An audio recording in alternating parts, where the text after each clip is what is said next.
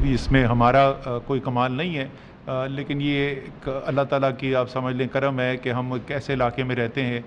جہاں یہ بیماری اتنی مہلک نہیں ثابت ہوئی جتنی کہ دوسرے ممالک کے اندر ہوئی ہے، خاص طور پہ یورپ کے اندر. لیکن اس حقیقت کو سامنے رکھتے ہوئے بھی اس بات سے انسان نظر نہیں چرا سکتا کہ ہر انسانی جان قیمتی ہوتی ہے. ہاں، برطانیہ میں تقریباً ہر 10 لاکھ میں سے 600 لوگوں کا انتقال ہو گیا، پاکستان میں 10 لاکھ میں صرف 9 لوگوں کا انتقال ہوا. لیکن یہ 9 کا جو ہنسا ہے یہ ایک جس کو انگریزی میں کہتے ہیں کولڈ سٹیٹسٹک ہے، لیکن اس کے پیچھے انسانی جانیں ہیں. 1935 لوگ جو گئے ہیں ان میں سے ہر شخص اپنے گھر والوں کے لیے، اپنے عزیزوں کے لیے ایک پوری دنیا رکھتا تھا. اور اس لیے جو قومی پالیسیز بنائی جاتی ہیں اس کے اندر ظاہر ہے تمام چیزوں کا خیال رکھنا پڑتا ہے، لیکن یہ ہمیں ضرور یاد رکھنا چاہیے کہ جو ہم فیصلے کر رہے ہیں اگر ہمارے فیصلوں کی وجہ سے، اور خاص طور پہ ایک ایسا فیصلہ جس میں ہماری جیب سے کوئی پیسہ نہیں جاتا، ہمیں کوئی بہت تکلیف نہیں اٹھانی پڑتی، ہم کوئی اگر ایسا قدم کریں جس سے ایک شخص کی بھی زندگی خطرے میں پڑے تو وہ ناقابل معافی ہے. اس کے علاوہ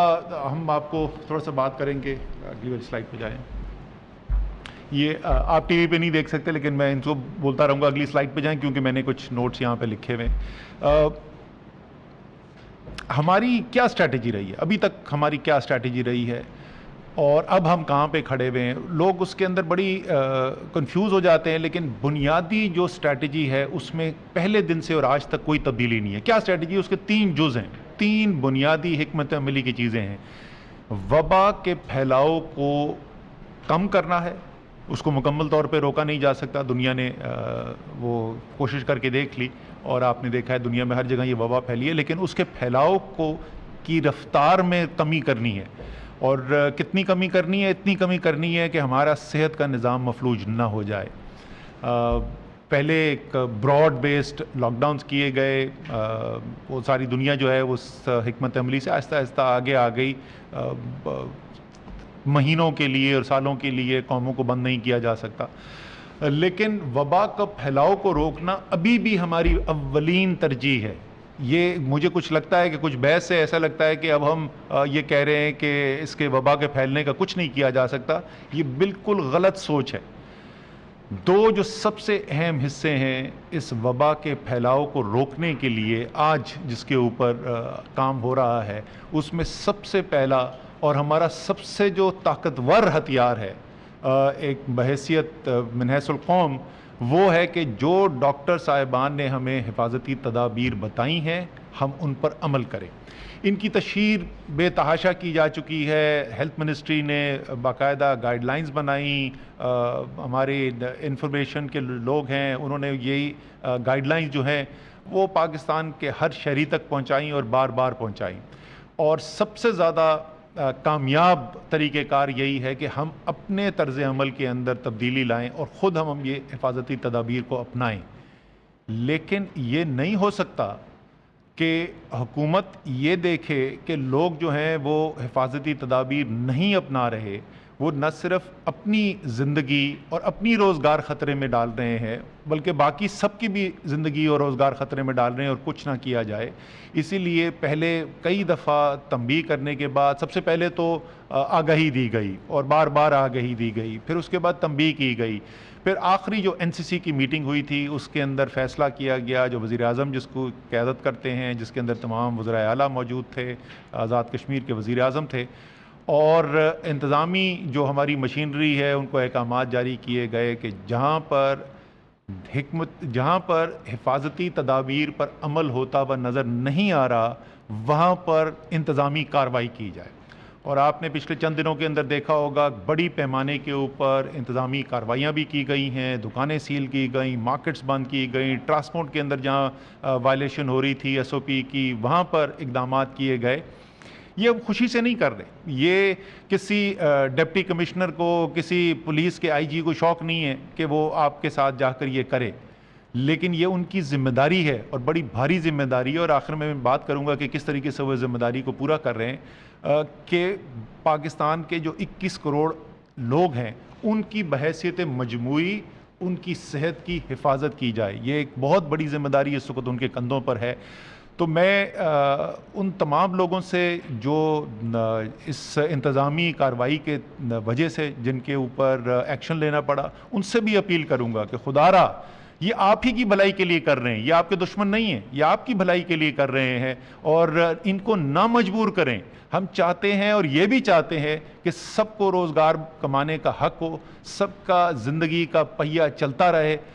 لیکن آپ کو روزگار کمانے کا حق ضرور ہے، آپ کو آزادی سے زندگی گزارنے کا حق ضرور ہے، لیکن آپ کی آزادی وہاں پر ختم ہو جاتی ہے جہاں آپ کسی اور کی آزادی کو سلب کرنے کی اقدامات کریں. تو آپ کو اور کسی کو بھی اس بات کی اجازت نہیں دی جا سکتی کہ وہ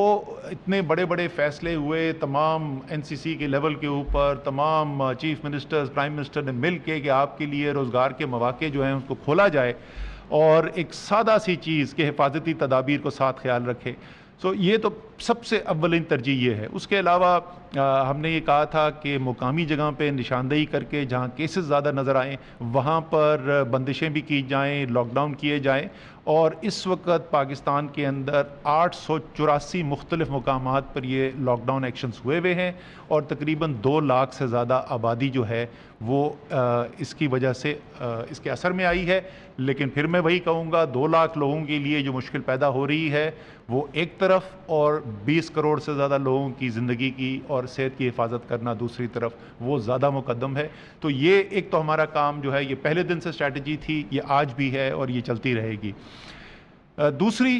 ہیلتھ کیئر کے نظام کے اندر، صحت کے نظام کے اندر بہتری کرنا اور اس کے اندر اضافہ کرنا، تاکہ جو بیماری آگے پھیلنی ہے جو ساری دنیا میں نظر آ رہا تھا، جس طریقے سے تمام دنیا میں پھیلی ہے، اسی طریقے سے ہمیں بھی، اور آپ کو بتایا بھی ہے کہ ہمارے ایکسپرٹ جو ہیں وہ فوکاسٹ بھی کرتے ہیں، ماڈلنگ کرتے ہیں، وہ سامنے رکھتے ہوئے تیزی سے صحت کے نظام کے اندر جو فیسلٹیز ہیں اس کے اندر اضافے کی کوشش کی گئی. سب سے پہلا حصہ اس کو ظاہر ہے جب تک تشخیص نہیں ہوگی اس وقت تک علاج نہیں ہو سکتا، تو ٹیسٹنگ کے نظام کو بہتر کرنے کے لیے کام کیا گیا. 26 فروری کو جس دن پہلا پاکستان میں کیس آیا تھا تو پاکستان میں 8 لیبارٹریز تھیں جو کام کر رہی تھیں اور 472 ٹیسٹ کیے گئے تھے. آج 100 سے زیادہ لیبارٹریز ہیں جو یہ ٹیسٹ کر سکتی ہیں، اور 22 سے 23 ہزار ایک دن کے اندر ٹیسٹ ہو رہے ہیں. یعنی تقریباً آپ سمجھ لیں کہ 45 سے 50% اضافہ کیا گیا ہے، اور ابھی کیپیسٹی، صلاحیت اور موجود ہے ہمارے ٹیسٹنگ کے نظام کے اندر. ہم آج جو ہے 35 سے 36 ہزار ٹیسٹ تک کر سکتے ہیں. اسی طریقے سے کرونا کے مریضوں کے لیے بیڈز کی تشخیص کی گئی، کئی صوبوں کے اندر اسپیشل سینٹرز بنائے گئے.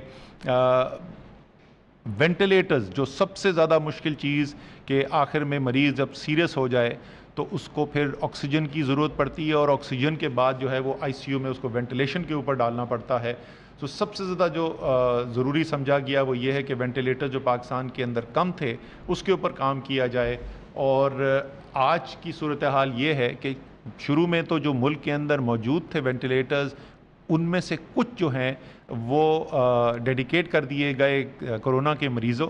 کے لیے، اور ساتھ ہی ساتھ نئے خریدنے کی کام بھی شروع کیا گیا. اور اس وقت کی صورتحال یہ ہے کہ تقریباً جو آ چکے ہیں ہمارے پاس نئے وینٹیلیٹرز اور جو نئے آ رہے ہیں تو تقریباً 2 گنا اضافہ ہو چکا ہوگا ہمارے وینٹیلیٹرز کی تعداد کے اندر. کچھ ہم نے یہاں پر سٹاک میں رکھے ہوئے ہیں NDMA کے پاس، اب ہم نے ریلیز بھی کرنے شروع کر دیے ہیں. پچھلے ہفتے 61 یا 63 وینٹیلیٹرز جو ہیں وہ صوبوں کو دیے بھی گئے ہیں، اور جیسے جیسے ضرورت بڑھتی جائے گی ہم اس پہ اور اضافہ بھی کرتے چلے جائیں گے. آگے نیکسٹ پہ جائیں. اسی طریقے سے یہ بہت ضروری تھا کہ جو تمام یہ جو چیزیں ہیں، ماسک ہیں، N95 ماسک ہیں، باقی ایکوپمنٹ جو ہے جو استعمال ہوتا ہے، اس کی تیزی سے پاکستان کے اندر پروڈکشن کی کیپیسٹی بڑھائی جائے. تو ہمارے سائنس کے ادارے جو ہیں انہوں نے، ہماری انڈسٹریز نے مل کے ہمارے نجی شعبے کے ساتھ اس کے اندر خاطر خواہ اضافہ کیا. اور آج یہ صورتحال ہے کہ زیادہ تر چیزیں جو ہے وہ نہ صرف ہم پاکستان میں بنا رہے ہیں بلکہ ایک بڑی تعداد کے اندر ہمیں اب ایکسپورٹ کے آرڈرز بھی مل رہے ہیں اور ہم یہ چیزیں ہم نے ایکسپورٹ بھی کرنا شروع کر دی ہیں. ہمارا ہراول دستہ، ہمارے ہیلتھ کیئر ورکرز تمام دنیا کے اندر ہم نے دیکھا ہے کہ سب سے زیادہ اہم کردار بھی انہوں نے ادا کیا ہے اور اس کی ایک حد تک قیمت بھی ادا کی ہے، اور تمام قوموں نے کوشش بھی کی ہے کہ ان کو اسلام آباد میں اسد عمر میڈیا بریفنگ دے رہے